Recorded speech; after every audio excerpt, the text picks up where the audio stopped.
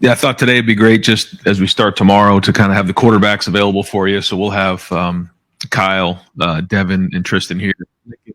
As a freshman, we'll let him take a pass the first time around, but he's done a great job, just coming in and kind of getting thrown to the wolves a little bit this summer with Coach Mick in the weight room and trying to figure out how to take a snap just, with the guys out there when they're out there working and throwing on their own. But he's doing a good job. But all three of these guys have done a great job this summer, and they're gonna battle it out. It starts.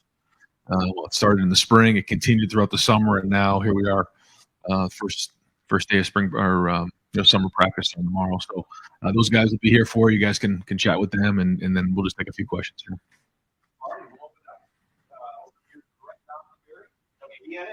Coach, I know you've been asked a lot about the quarterback situation. You had hoped to have a starter name coming out of spring ball. That didn't happen. Do you have in your mind when you want to have someone named? Do you see a scenario where two guys might play? You just never know how it's all going to shake. We've had this situation before. We kind of mentioned this last week a little bit where, we had with going back with CJ, back with Justin, Dwayne, where after the first couple of weeks of fall practice, we felt like somebody emerged, and then we went with the starter. But that evaluation continued to the season. Remember that first year with CJ? It was, after the third game, he kind of had that shoulder issue, and then Kyle played that game, and then CJ went back in. So you just never know how things are going to go. But in an ideal world, you'd love to have somebody emerge after the first week or two, and we usually have that scrimmage on that second week on that Saturday, and usually have a pretty good feel. I remember when I was playing college football, and we had a competition between me and somebody who was a couple years ahead of me, and it went all the way down to that last scrimmage, and then it kind of went into those first few games, and I was named the starter, and it continued to be the starter. But every situation is different, but again, if you're asking for an ideal situation, you'd love for somebody to emerge here the first couple of weeks, and then they're taking the majority of the reps with the ones as you head into the game week. A little departure here, but there seems to be this drumbeat about expansion. Can you tell us what you know or hear about the Big Ten possibly adding teams in the not too distant future? I don't know. You may know more than me.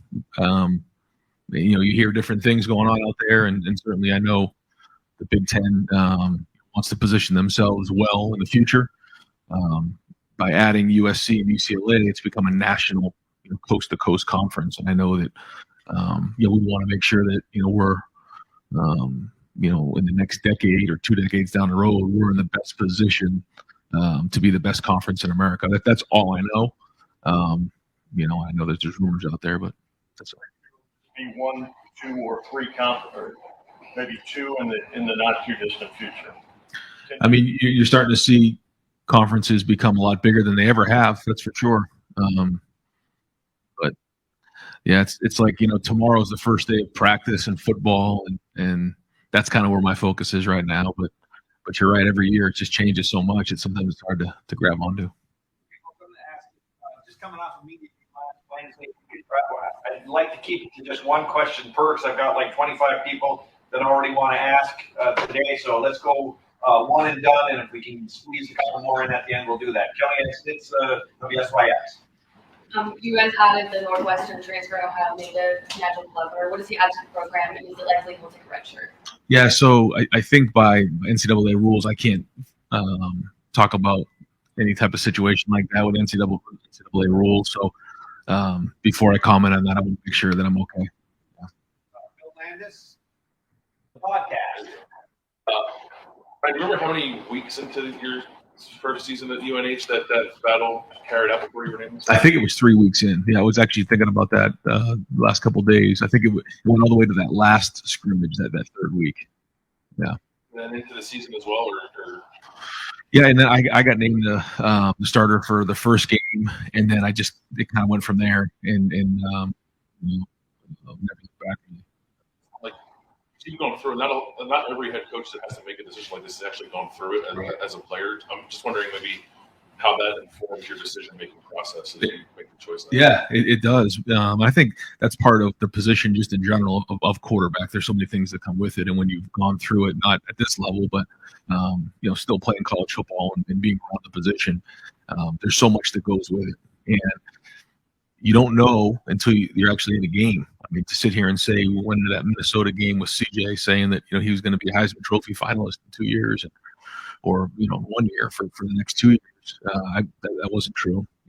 After the first half, I was like, I don't know what's, but you just kind of figure it out and you keep growing and you keep building. Everybody's different. All those guys are different. I think just thinking about since we've been here with Dwayne was in a couple of situations, the rivalry game, we kind of knew a little bit what you had going into the season. Justin Fields, a totally different situation. Hadn't played a lot of football, but we knew he had a really high ceiling. These guys are a little bit different. The good thing about both of these guys is they've been in the system for a little while. So, Kyle is into year 3 and Devin into his second year. So that's good. They know the system, but now they have to go play. And when you really know, once you start playing games. But I think that's part of it is playing the position, coaching the position, and just seeing things in practice that you're projecting to see. We think that based on what we're seeing in practice, that you well in the games. Until the game starts, can you envision a scenario where you don't make a choice and you play them both the first few weeks? I mean, yeah, I can. Yeah, I mean, somebody has to emerge to be the starter for sure. Yeah, and if you don't know, then you just keep pushing forward. I'd like somebody to step up and for that to happen, but you just don't know. And shoot, I mean, Joe broke his hand that 1 year. I mean, there's things happen. You think about the year that the national championship was won here. It took all 3 guys. So the message to that room is going to be that we need to be the best quarterback room in the country. And whoever's playing on the field, the other 3 guys need to support him, and they need to keep pushing each other to be the best room. And right now, that's the focus. Right behind Bill, Cameron T. Robinson, the Athletic. Ryan, at the end of the spring game, you mentioned how much better the secondary had been that spring, breaking on balls more. What do you need to see from that group this fall camp to see that they're taking that next step? Yeah, it's continued into the summer. Just the competitiveness. A lot of the stuff that Mick's been doing in the off season is all about competition, and whatever it's been, whether it's a shuttle or lifting weights, it's about competition. It's about competing. It's the same thing with the DBs is competing on the perimeter, making tackles, getting their hands on balls. I mean, that's what it comes down to. And if we're competitive, if we're fierce out there, if we're tough, if we're smart, then we'll have a chance. But everything we've seen so far is very. Right on this whole quarterback decision, how much of this is eyeball test and gut versus analytics, getting into the minutiae of mechanics, and where do you ultimately make that decision? Yeah, I think it's probably the first part, but we're going to chart everything. We're going to chart one-on-ones. We're going to chart 7-on-7. We're going to chart competitive teamwork. All of that. We're going to chart drives. Turnovers. So that part is kind of the analytics part of it. And then, like you said, there's the eyeball test of just what do you see, when someone, walks in the huddle or before a drive or, on that 3rd and 3 or in the red zone when the game's on a line, what's that going to look like? Because to me, that's where quarterbacks are at their best. When you have to win the game, they're the most competitive guy on the field. And I think where we got, Dwayne, I think about like all the way to that Maryland game where he had to really go win the game with his feet. You think about the Clemson game with Justin when he took that hit and came back and throw 6 touchdown passes, or just the way that CJ attacked that last game against Georgia. Like, that's what we want. We want the most competitive guy on the field. And it doesn't happen overnight, but that's what we're working towards. And like you said, I can't sit here and tell you like there's a certain statistic or analytic that we can say, yes, this is going to be our guy. And so we'll just keep working towards it. Buckeye Huddle. Brian, how does the battle for the scout team quarterback shake out, and what could Lincoln give you there? Yeah, I think he can really help us, especially with some of the quarterbacks we see that are more athletic. You know, it's one thing to go through, a drill with a quarterback that maybe can't disconnect, but when you're reading a defensive end or you're scrambling or those type of things, to have somebody who really can mimic what the other quarterback's going to do, that's really good. It's different. The guys in the back end have to cover a little longer. The guys, have to pursue a little bit more. You got to cage the pocket a little bit. So all those things I think Lincoln can do. Who knows? I'm not going to put a limit on what was going to happen this year, but if it plays out the way we think it might, Lincoln will have a great opportunity to go against our defense and grow and learn. But I'll be surprised if he also doesn't have a chance to get in a game this year and get his feet wet. So we'll see. But yeah, to your point, I think that's going to be a weapon for us. Nathan Barrett, Cleveland.com. You talked before about, I guess you were just kind of alluding to this. You said before that it's driving the offense for points as being like the crucial part of this evaluation. But as you're just saying, like with CJ last year, there's maybe a higher standard for doing those sorts of things under duress.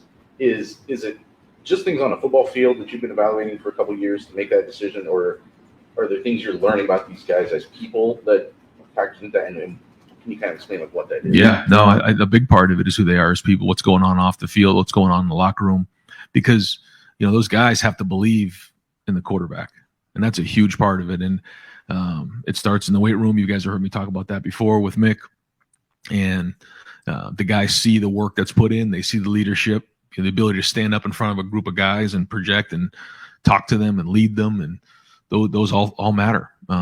We put that in front of the group in competitive situations to see who's going to win, and the team has to believe in the quarterback. And like you said, it's not all on the field, but certainly ultimately that's what it's going to come down to. Front row, Joey Kaufman, Columbus Dispatch. Ryan, just on the other side of the ball, and we'll talk to Jim tomorrow about it too, but the jack position was something you guys shelved in the spring, and now with Mitchell Melton being back, sort of while you guys been at full strength, where does that fit into the picture? As camp goes on, we'll start to go back into that, personnel grouping and see how it plays out. The number one thing is, we've talked about this, is that you want to put your guys in the best position to be successful, and so if we think that the jack will give us something, we have like 3 or 4 guys that we think would be really good at the jack position. We'll do that. And so, he'll kind of talk through that with the defensive staff. And as we get, through the first week or two, then we'll start diving into that. But it's certainly a package that brings a lot of, confusion to the defense, and it's a little bit different in terms of the fits. So it gives us something, but at the same time, we want to make sure it's the right mix. Austin Ward, Rivals, dotting the I's.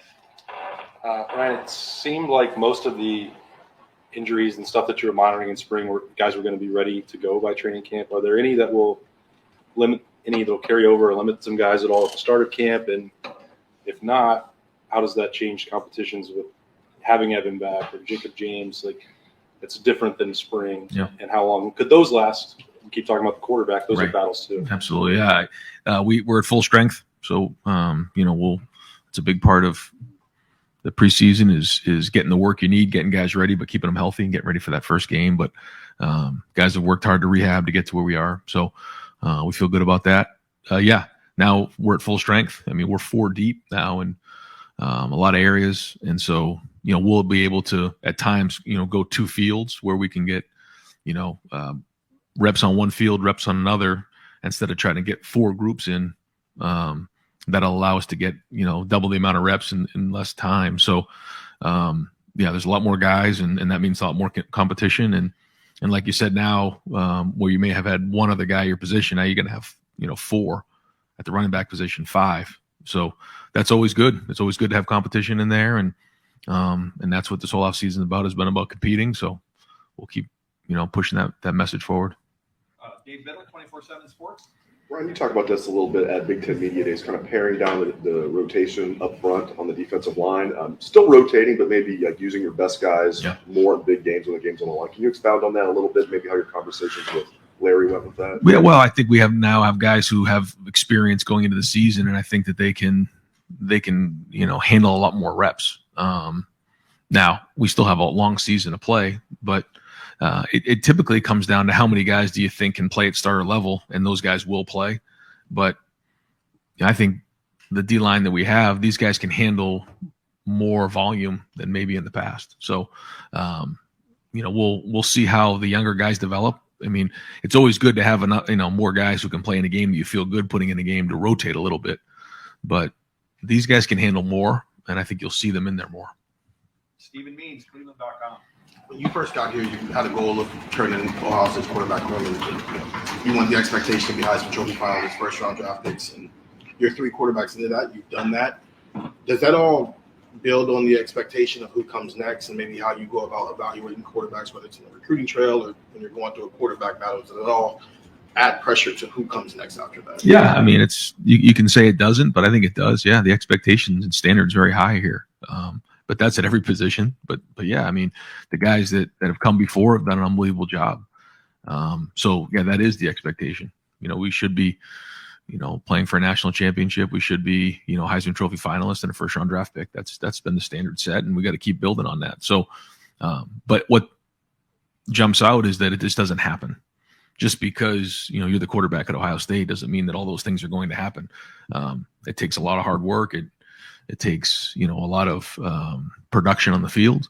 You got to go put it on the field. It isn't just going to happen, and I think these guys understand that. But yeah, I mean, anytime you're going to be the quarterback at Ohio State, there's a lot of pressure. Dan Holt, Lebanon Warriors. Ryan, it seems like you guys have kind of narrowed your pool a little bit in recruiting in terms of who you're focusing on, and maybe getting a little bit more aggressive in terms of bringing guys in through the transfer portal. Has there been a shift in philosophy there at all this year? It's just now that there's more people in the transfer portal, and it's a lot easier for people to go in and out of the portal. For some of our guys who decided that they wanted to maybe try to go play somewhere else. So there's a lot more movement, and so with that, there's just more availability, and there's sometimes more holes you have to fill. And so we just try to make sure we don't change our philosophy in that we want to find guys who fit Ohio State. You can't just throw guys in here; it's just not going to work. And so I think we found a nice group. They've assimilated well, and hopefully, with the guys we brought in, we've done pretty well with, and hopefully we can continue to do that. But there's a lot of pride in that locker room. So bringing somebody in, you have to be careful about that. So. Andy Anders, Buckeye Sports Bulletin. Yes, obviously the evaluation with Brian Hartline and calling plays is still ongoing, but looking back on your first year's calling plays at Temple at Boston College, what things were important in those summers and falls to get you ready to embrace that role effectively? Yeah, I've said it before. I think probably the easiest part of being a coordinator is calling the plays. If you are listening, that's pretty low. It's really about the day-to-day organization. It's about deciding what plays you're going to install. It's about organizing your staff to make sure that they install it properly. It's about organizing practice to make sure that every moment on that field is being done the way that you want it. Then watching the film and making the corrections, identifying where your best players are, and then when you get into a game, so training guys to be ready to put in to run the offense, the situations. There's just so many things that come up that you have to get prepared for. Then there's the game planning, making sure that, you have the right plays in, making sure that you've installed it the right way, that you practiced it the right amount of times, the right looks. Sometimes I made a mistake, plenty of times going into a game where you're practicing the defenses maybe you didn't see. You didn't prepare the guys properly. So I could go on for hours about all the things that come with being an offensive coordinator. The calling the plays, once that's done and it's on the board, you have a sheet of paper, and if it's on the sheet, it's good enough to call. Now, there is an art to it, and there's adjustments in game that have to be made, but it's all the other things that come with being a coordinator. And so I was fortunate enough to have really good guys around me that helped me with that. And, Brian's doing a really good job for the first time, in the first few months of doing that. And now this is his first preseason going through it. And the more he can do of that, then certainly allows me more opportunity to move around the program and do more. Second row left, Steve Hellwagen, 24/7 Sports. Yeah, Coach. The secondary, has gotten a lot of attention, and you added a couple transfers there. I know that Carter was injured a little bit in the spring, but is the hope that you have that kind of competition at all 5 of those spots going in, and what you're feeling about what that'll look like? Yeah, I think the corner position will be very competitive, but Denzel Burke has had a great offseason, so we're expecting him to have some of his best football this fall. Jordan Hancock's had a great offseason, but Davison and Lorenzo and Calvin and Jermaine and Jair, I mean, they, again, a lot of depth there, so very competitive. But then also at the three safety positions as well. So Lathan is the incumbent there at what we call the Bandit, and but Jair and Proc and Malik Harford's had a great offseason. You're going to see a bunch of guys in there, and then it'll be interesting to see how the nickel position competition gets sorted out as we get into that first game. Tanner did a lot of that for us last year, and that's an important position for us. Bill Rabinowitz, Columbus Dispatch. Eventually, you will name a starting quarterback. But how close do you think you are right now, and how close do you need to be to have either one of those guys be somebody that you're comfortable with? I mean, only one's going to start, sure. But how important is it that both are ready? No, I think it's a great question because, I remember a couple of years back when we had a pretty loaded wide receiver or a quarterback room. I think we had Jack and we had CJ and I think we had Quinn and Devin came in. It was a busy room. And I remember someone said, "Boy, you got a really hard decision. It's gonna be really hard on you." And what's hard is when you don't have quarterbacks who can play. What's easy is when you have guys who can play. You just got to figure out who the best one is. And I kind of feel like that's the way it is right now. But to say that they're ready to play right now, I don't know. I mean, we got to jump into this practice and figure out where we are in the first couple of weeks. But I mean, I have a feeling that both guys are going to be starter level right away. I don't know. Halfway through the season, I don't know. I don't know how the journey is going to go. But you're right. I mean, it's a good problem to have if you have a couple guys that you feel like you can put into a game and can go play. But we're not there right now, and you just don't know how it's going to shake. Maurice, the podcast. This is a logistical pre-question. Early in camp, will Devin and Kyle split the reps with the ones as you continue to figure this out? Yeah. Okay. Yep. I saw someone say that one of the most important relationships in the building is between the play caller and the quarterback. As Brian works into this and however this transition goes, what do you want your relationship with the starting quarterback, especially, to be potentially in a world where maybe you aren't calling the plays on Saturday? How much do you want to stay connected or need to stay connected to that starting quarterback? Yeah, I think it's critical that I stay connected in all of that because I think you're exactly right.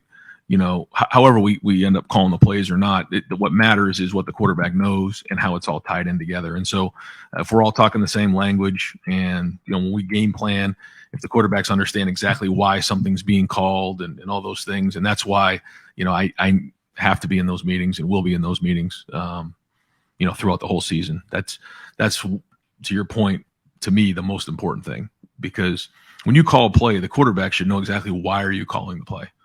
We're calling it to take a shot. We're calling it to get a completion. We're calling it because we're expecting, whatever. And that takes a lot of work in the meeting room. That takes a lot of preparation. And so that's a part that I will be involved with. Just a clarifying follow-up that's tied to the first question. As you and I don't know if we talk about this sometimes. It's like, hey, you're either going to be the play caller or Brian's going to be the play caller. And that's it. It's one or the other. Is this going to be like an emerging, your involvement, especially during the week, right? May lessen, may increase. It's not. Is it maybe not like a clean break? You make a decision one way or the other, but you are trying to figure this out during the course of the season. How much week to week you are directly involved with the offense or not? Yeah. It's not going to be a clean break for sure. That's just not going to happen that way. But as things go along and the more comfortable I think we all feel, then we go from there. But we did that a little bit with Kevin, my first couple of years here, we kind of both were very much involved with it. So, as long as everyone's communicating, everybody's on the same page, because, there's certain lessons you have to learn as you come up and do it. I went through it as a coordinator. I've done it as a head coach, and so you try to share your experiences, I'll try to share my experiences with Brian on a daily basis and Justin Fry. Both of those guys are very, very good.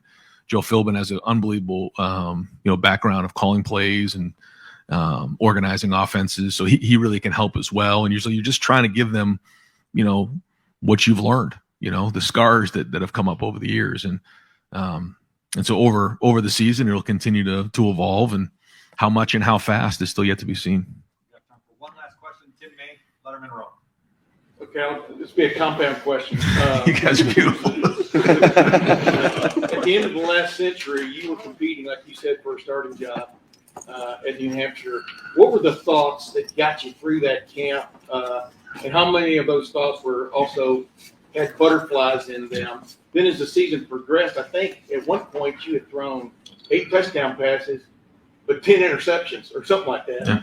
And they stuck with you. You understand what I'm saying there? 1,000%. In other words, once they made their decision, they stuck with you. So, I know that's like a convoluted. No, I know what you're How asking. important it is that Yeah. once you get to that point, what gets you to that point, and then the confidence the coaches show in you when you are going to have ups and downs. Yeah. I mean, ultimately, you just have to go compete. And I think I got myself a little bit jammed up early on with a little bit of, trying to be perfect.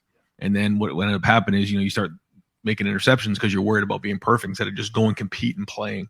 And, how it all shakes out, you got to prepare the best you can and compete as hard as you possibly can.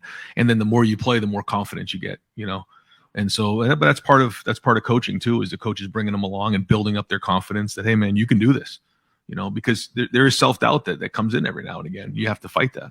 And there came that point. We saw it with Justin. We saw it with CJ. I watched the highlights of the 1999 New Hampshire team the other day. It got that way with you, where you all of a sudden you were out there bawling, as the old saying goes, right? I mean, when did that kind of evolve, and how important is it to get this guy to that point? Yeah, well, once you have a couple of games under your belt and you start to play and you start to believe in it, and especially when you can get the rhythm of the game, if you haven't played a lot, getting a couple completions early, like I remember that first game at Minnesota, the first call, we tried to get into, spent a lot of time on that first play for CJ. It was an unbalanced. We moved the guy over just to throw a hitch, and he completed it. Like, okay, we got that under his belt, because, all the thoughts that go through your head as a quarterback. And then once you find the rhythm of the game, your instincts just take over when you can stop thinking about things. And I think that's where, the experienced quarterbacks, they know what to expect, and they just kind of find the rhythm of the game and they throw and catch. Early on, you can kind of talk to yourself a little bit and spin yourself into a tizzy. And so but that's part of the coaching. That's part of bringing along a young quarterback, which, I think there's an art to it. I think there's a part of that you have to really consider when you're bringing somebody along. How are you doing that? You can't just throw them out there and expect them to, that's why I felt, I think I've said this before, coming out of the Oregon game, we put too much on CJ. That was too much for him. We should have played better defense and run the ball. We didn't. He threw for over 400 yards. That wasn't CJ's fault. But he's getting a hard time, after the game on social media and everything. That was not CJ's fault. That was our fault. And that was a mistake. And you learn from those type of things. But I think that's all part of bringing along a young quarterback. Coach, thank you very much. Yep. You got it, guys. Thanks. Yep. We'll be right back.